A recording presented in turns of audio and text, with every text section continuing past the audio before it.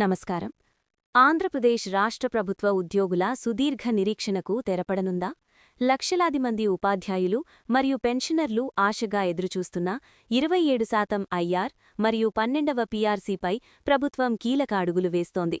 అటు బకాయిల విడుదల, ఇటు కొత్త కమిషన్ ఏర్పాటుపై ముఖ్యమంత్రి చంద్రబాబు నాయుడు గారు ఇచ్చిన స్పష్టత ఇప్పుడు రాష్ట్రవ్యాప్తంగా చర్చనీయాంశమైంది. అసలు ఉద్యోగ సంఘాల నేతలతో జరిగిన ఆ కీలక భేటీలో ఏం చర్చకు వచ్చింది? ప్రభుత్వం నుండి రాబోతున్న ఆ శుభవార్త ఏంటి?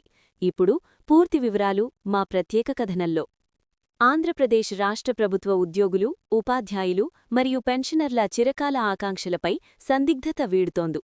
క్యాబినెట్ సబ్ కమిటీ భేటీ నేపథ్యంలో 27% మధ్యంతర భృతి ఐఆర్ మరియు 12వ వేతన సవరణ సంఘం ఏర్పాటుపై సర్వత్రా ఉత్కంఠ నెలకొంది. గత కొంతకాలంగా సామాజిక మాధ్యమాల్లో వస్తున్న ఊహాగానాలకు భిన్నంగా క్షేత్రస్థాయిలో ప్రభుత్వం అడుగులు వేస్తోంది.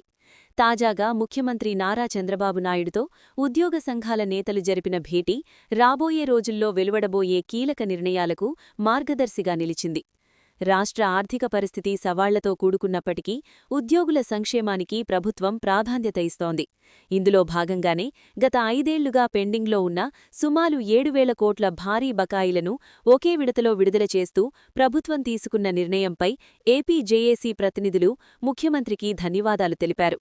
అయితే కేవలం బకాయిల విడుదలతోనే సరిపెట్టకుండా 12వ పీఆర్సీ కమిషన్ ఏర్పాటు మరియు 27% ఐఆర్ ప్రకటించాలని నాయకులు అభ్యర్థించారు.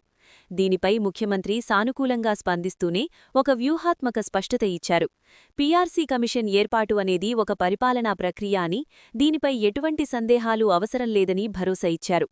ఐఆర్ ప్రకటనపై మాట్లాడుతూ నేరుగా నిర్ణయం తీసుకోకుండా త్వరలోనే ఉద్యోగ సంఘాల నేతలను పిలిచి అందరితో చర్చించిన తరువాతే తుది నిర్ణయం తీసుకుంటామని స్పష్టం చేశారు. ప్రస్తుతానికి క్యాబినెట్ సమావేశం నుండి తక్షణమే ఐఆర్ ప్రకటన వస్తుందని భావిస్తున్నప్పటికీ ముఖ్యమంత్రి మాటల ప్రకారం అది కొంత సమయం తీసుకునే అవకాశముంది.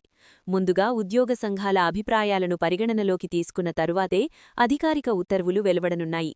7,000 కోట్ల బకాయిల విడుదల అనేది మొదటి దశ అయితే, ఐఆర్ మరియు పీఆర్సీ కమిషన్ ఏర్పాటు అనేది రెండో దశగా ప్రభుత్వం భావిస్తోంది. బడ్జెట్ పరిమితులు మరియు ఉద్యోగుల అవసరాల మధ్య సమతుల్యత పాటిస్తూ ప్రభుత్వం త్వరలోనే ఒక తీపి కబురు అందించే అవకాశం మెండుగా కనిపిస్తోంది.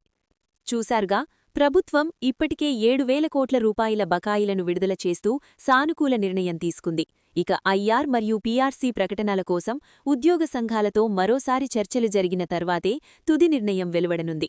ఏది ఏమైనా రాష్ట్ర ఆర్థిక పరిస్థితులను బ్యాలెన్స్ చేస్తూనే ఉద్యోగుల పక్షాన నిలబడాలన్న ప్రభుత్వ ఆలోచన మరికొద్ది రోజుల్లోనే కార్యరూపం దాల్చబోతోంది.